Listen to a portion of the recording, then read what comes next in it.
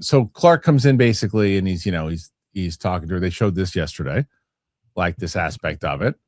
She's playing with the dog out in space, which is so they dropped the teaser the day before of this with Clark. Of Clark kind of calling in saying we're trying to see where the hell you're at. Yeah. And then they show him as a little baby, how he was able, how her and him escaped, which I dig. And then I didn't realize he was in this. I like him as an actor. And then they show her kind of taking off. I know I like the fact that we're going to see He's the dad. Okay, it's dad, but we're going to see her origin story and how, because we didn't really see that from Clark, because we didn't need to, because we've seen it in 87 different movies, so we didn't see it in that version. But I like that we're going to see her, because we've only really had a Helen Slater Supergirl movie. Really, we've never had past that. So we see how close they are together. They're at the bar. Well, we had the show, obviously. The show, right? I did not watch the show, but as far as movies go, we actually didn't spend that much time on her origin in the show either. Okay, so and then we jump into it. They do a good job here showing how close the two of them are. That there's a reason why she's so close to the damn dog, because of everything that happened on Krypton. And I mean, everywhere you go, every shot that you get, they're kind of setting it up. And then she's got the Star-Lord her dogs are glasses home. on, and then she now shit goes down. Someone said that he looks like Taserface. I don't think he looks like Taserface. But yeah, now the dog's trying to protect. He goes in, and now did you read the graphic novel? I forget. Yes, I love this graphic. Does the dog get kidnapped or get sick? I'm not going to answer that question. Oh. But the trailer does a good job of sharing that. You heard in the trailer, she's got 3 days to try to help the dog. Right? That's what they say. Like, the dog is not okay right now. Whatever's going on, you have kind of 3 days to look into and fix this. Yeah, and okay, that makes sense. So it's kind of similar to it. All right. Then we get to the fact that now we really get into the core of the mission, which is that she's got to make sure that she's got the antidote to make sure that her real connection to Krypton is safe, and she doesn't lose that too, because she's already pretty damaged, and she loves this dog more than anything. And then we kind of really pick up and we see more about what's the different tones and the different characters, and some things are on fire. They're kind of, it seems a little darker. It seems a little more intense, and similar to what we just said with Masters of the Universe, which sci-fi is. We'll go into this in a second, but like it's these types of shots in the music that I think that I want to make sure that Greg Gillespie is still directing this, and it's not too James Gunn inspired, because when I'm watching this and listening to the music, I'm like, are we sure James Gunn didn't direct this? This shot was in the initial trailer too, and people had qualms with Craig Gillespie about the James Gunn situation that you just mentioned. However, I do feel like overall this trailer really put people at ease on that, because this did not feel like Guardians, this trailer, in any way. I disagree, but really? A lot of it felt, and you know what it is? It's the music, because James Gunn is so good at music. He's really, so but good. This is like from the 60s. I mean, and they broke it up in such a way. It feels like he chose all the music. I didn't feel that way about this at all. Fair. Wow. I thought that the somber tone of this music really like differentiated itself from what we have seen from anything with James Gunn or Guardians. Everything that James Gunn, his music is always so upbeat, and like the tempo keeps it pushing. This is such a heartbreaking song. I think that the story itself is going to make sure that it feels different than Guardians, but like tonally and visually, you're getting a lot of Guardians vibes, at least for me. I don't know how the chat feels about it, but it's still it feels like very Guardians-esque, really? in my opinion, not to you clearly. So now, tonally, you felt like this was Guardians. No, not all the way. Like, I think that there were times like that's what I said in my trailer reaction, was that I've got to see what this story really is and how the characters unfold before you can really make comparisons, because visually, stylistically, yes, it looks very Guardians to me, and maybe that's just because it takes place in space, and there's a lot of different things and similarities between some of the people that she's interacting with, and some of the outfits to me look similar. Now Lobo, here this is the conundrum I have with Lobo, because everyone said when Lobo was, just remember back in the day how Momoa would have been the perfect Lobo because he's essentially Jason Momoa, right? Yeah, and he looks great in this role. But is he doing anything different than he's done in the past? I mean, it looks like he's Jason Sounded Momoa like he too. had a little bit of an accent in this. I don't know Yeah. exactly vocally what he's choosing to do. I was much happier with the Lobo shot. This shot in particular that you're showing right now, to me, looks so much better than the initial. If you scrub to earlier, the initial Lobo shot where he's coming in on the bike, where it looks to me like more of a Kiss cover band. This is so much better, where he seems more lived in, which I was stoked about. And then when I did hear he seems to be making some vocal choice. Okay. Yeah, but I don't know because we saw more of him in this one, but not that much. This is the kind of stuff that I don't think feels like Guardians, and it feels more like Dune, which is I'm all for. I saw someone in the chat say, "Well, Masters of the Universe feels like Guardians too." Yeah, but James Gunn has nothing to do with Masters of the Universe. James Gunn has something to do with it. So if he takes his style and he puts it, it's like and meaning that I can see where I actually disagree. I don't think that there's parts of it that you could maybe tonally say Masters of the Universe feels like Guardians-esque. Like you can make, well, it's kind of like Guardians meets this, sure, but that's any other movie. The problem is that when the main producer, the guy who's running the whole show, is also doing Guardians, and then if he is he interjecting it at all with the music and everything else too, so that it's significantly different. But if you have that, this is the stuff that I really like, that I dig. This is where it look different. I like how she's not Clark. You know, she got issues, and I dig that, and I think that's what they say that they're kind of selling this on, because Millie Alcock is the whole reason I'm very interested to see this movie. Yeah, she does a great job in this trailer too. I was glad to see a little bit more of her. I think it's interesting. So, as somebody who has read Woman of Tomorrow, I felt like this gave away a huge portion of the plot. Right here, this part. This scene right here, she says, "Oh, don't look out for revenge." It's like, oh, so clearly she has a come to Jesus moment. She realizes, and she's telling whoever it is to don't go down that route because she's realizing that she was going down that route. You gotta. It's like, why would you give me that? Don't show me that. I think that you're fine there. Okay. But just in general, I mean, none of us. I didn't think they were going to even show crypto was down. I didn't think that they were going to show what the mission was about. I didn't think that they were going to show her and Ruthie, who's the character that you have scrubbed by a few times, the younger girl that you probably don't have any reason to know who she is. I didn't think that they were going to show like that mentorship or whatever it is, but they do. They show a lot of the first. They show a lot of the first two acts of this movie in this trailer. But from what I've been talking to briefly, because it only dropped a half hour before we started, people who haven't read this comic book, it doesn't seem like they are on track for what this story actually is much at all, which is kind of interesting because I hope that I loved this trailer. I thought that it did a great job of kind of sharing the plot. I hope that it enticed people who don't know this story enough because it is one of the greatest graphic novels. So if it's only working for people who know it, that's a problem.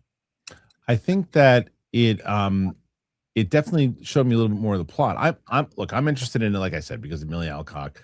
And I like Greg Gillespie. I'm just hoping that Greg Gillespie is the one who's actually able to share his actual vision and we get that story, because from everything that I've heard, how good this story itself is. And if they can change that and take that from the novel itself and put it in there. I like the kind of character-driven emotional beats that we got in this trailer. There's just some things that just look more of the same, and I'm curious if that's going to be true or false when we see it. Like, oh, stop there for a second. Do you know who this is? The actor? No. Oh, this character. Have you heard of Krem? No idea. Okay, Krem of the Yellow Hills. I'm going to just show you for a second. This is the biggest change that they're making. This is what he looks like. Oh, why'd they do that?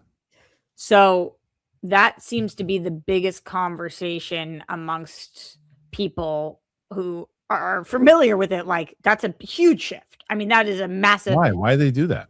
Not sure. We have I have theories on it, but not sure. Partially maybe because that dude looks more villainous. So like maybe movie wise, you need to know bad guy. Shit on his He looks like a Mad Max guy. character. he does look like a Mad Max character. And he doesn't look like a Mad Max character uh in the comics at all. I'll show you a different image. Why did that would have been a cool character to have. You know who that would have been He great? looks like I like Matthias Schoenaert, but you know who would have been great in that role? I guess maybe because I'm just so in Game of Thrones right now, but Yeah, the of course.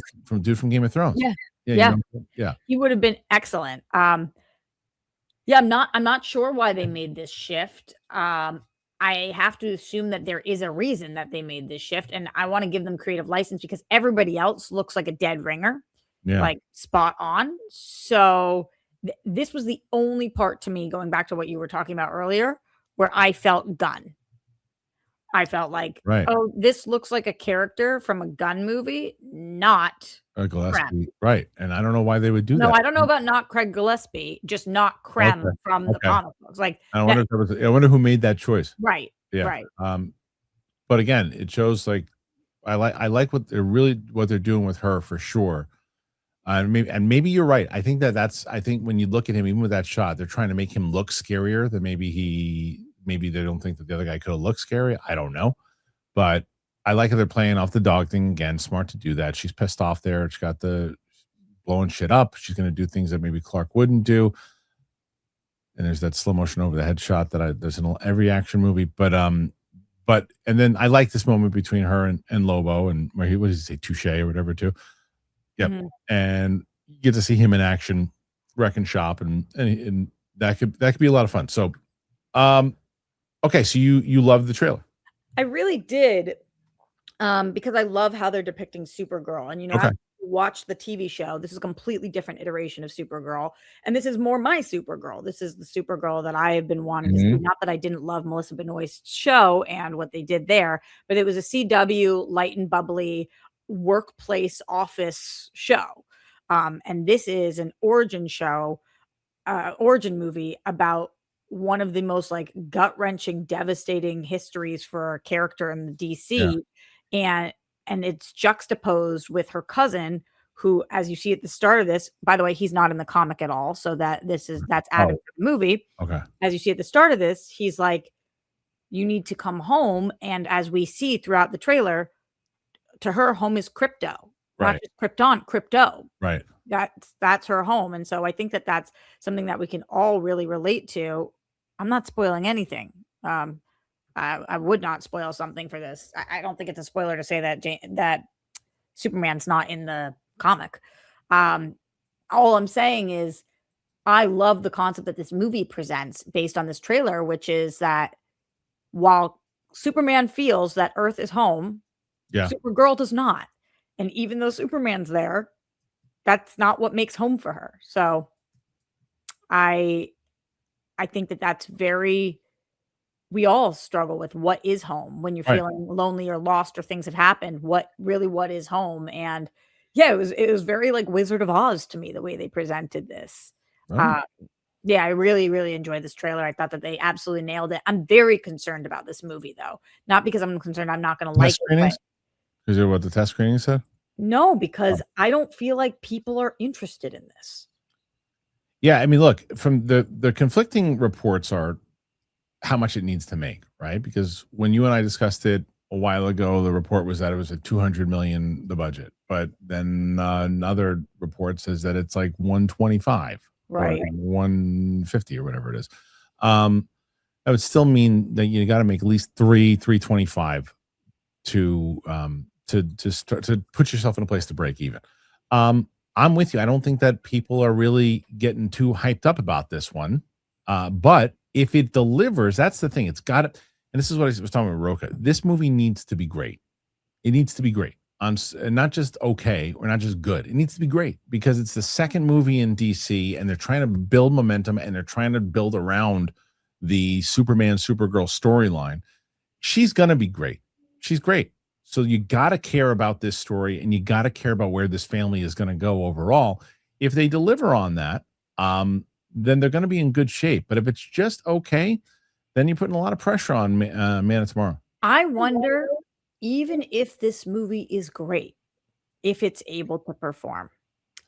Hold on. No fucking shit. All movies need to be great. Yeah, no shit. But like, It's actually super duper not true. but I mean, look, there are some movies. You want all movies to be great when you go. Jurassic Park movies. No, but we're saying when you spend money They on need it, to you be want great. them to be great. But that's not the. If you ever watch the studio, they don't intend for all movies to be great, because as long as you look, Super Mario, the Galaxy, they're not trying to make it great. They're trying to make it doable to get people into the theater to say, okay, kids will love this, everything too. Let's make some money. When you're building off of off a shared universe and it's your second movie, you need critics and fans to love it, and you need it to be great. Right. 100%. And as much as I am obsessed with this movie being made, I love the trailer. I couldn't be more excited for this movie. It's the superhero movie I'm the most excited for. I'm so excited for Spider-Man. I'm excited for the Avengers movie. Wow. This is the one that I'm the most excited for. So just hear me when I say that. And I'm extremely nervous about this because I'm not finding many people like me. I'm not having conversations with many people who are interested in this Supergirl movie. I'm not talking to people who are like, holy crap, that looks amazing. So I am concerned that even if this movie is amazing, for some reason, people just aren't interested in it right now. Right. And maybe it's because they have lost the goodwill of people or that they didn't like XYZ. But I have a really hard time because a lot of people are like, well, maybe it's just because it's a girl. But Wonder Woman kicked ass. Right. So I really don't think it's just because it's a girl. Mm-hmm. No, but it's certainly you certainly have to look. There is certainly a hurdle that you have to jump because of that. There's no doubt, but you're 100% right. Where you look, Wonder Woman has a bigger name than Supergirl, but Supergirl is still related to Superman. So, and she was in a movie that came out over the summer, and Millie Alcock is pretty universally liked by everyone too. Even if she's phenomenal. So I wouldn't say she's universally known, though. That's true. That's true. For those who are familiar with her, whether it's House of the Dragon stuff or whatever it might be, there are very few people that I've ever heard say, I don't like that actress. I'm not really a big fan of hers. No one was upset when she was cast. Yeah. So we'll see. I mean, we're going to see how it winds up, how it does. What say you guys about Supergirl trailer? Did you like it? Did you not like it? Put your thoughts in there. Let us know. Make sure you go to the Clips channel, everybody. Clips channel. We are looking to get 30,000 subscribers. We're currently, I think, at like 17 or 16, something like that. So keep pushing. You guys know how much I love Project Hail Mary. You know that I've been talking about it. If you dig it, you can put your head around what it's about pretty easy. You wake up in an unknown star system. You're surrounded by nothing but silence, mystery, and the pressure to survive. But here's the thing. Don't just imagine the story itself. Imagine if you were actually living that. That is exactly what Foundation Galactic Frontier lets you do. It's the first mobile game based on Foundation. It's one of the most iconic sci-fi universe ever created by Isaac Asimov. You step into the role of a space trader navigating a massive galaxy filled with factions, political tension, and full-on civilizational crisis. You'll meet legendary characters like Harry Seldon and Bella Rosie while building your own path through the chaos. What I love is how it really captures that true space feeling. I love space. You know that I talk about space all the damn time. Hell, I have a freaking channel based on it, a separate channel. You jump into a brand new system, you don't know what's out there, and you're constantly facing unknown forces. That's always the stuff for me when I want to make sure, like, do I really actually feel like I'm in space? And you do. You're not just exploring, you're surviving. You're managing resources, you're building your flagship from scratch with over 20 rooms, you're recruiting your crew, and making strategic decisions that actually matter long term. You can freely roam across dozens of galaxies, trade, fight, explore planets, or even engage in both ship battles and on-ground combat with your squad. You can also do cross-platform, so you can play on mobile while you're chilling out and jump onto a PC for a full immersive experience. So if you ever wanted to step inside a sci-fi story instead of just watching it, make sure that you click on the link in the description or scan the QR code to download Foundation Galactic Frontier on mobile or PC. You'll also get a free hero and a battleship just for starting. And if you use my exclusive code, you're going to unlock extra resources to kickstart your journey. Use my exclusive code Kristian Harloff to get extra resources to facilitate your space journey.